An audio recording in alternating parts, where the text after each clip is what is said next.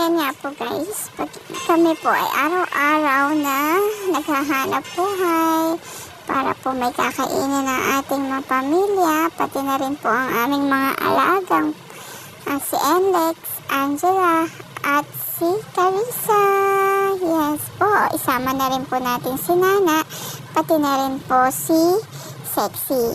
Ayan, bago naman po kami umalis kanina, ayan, hinanap po muna namin ang boyfriend si Enlex dahil po siya ay 9 days na po siyang hit. Ayan nga po guys. At yan, waiting na lang po if mapubuo siya. Ayan, thank you guys.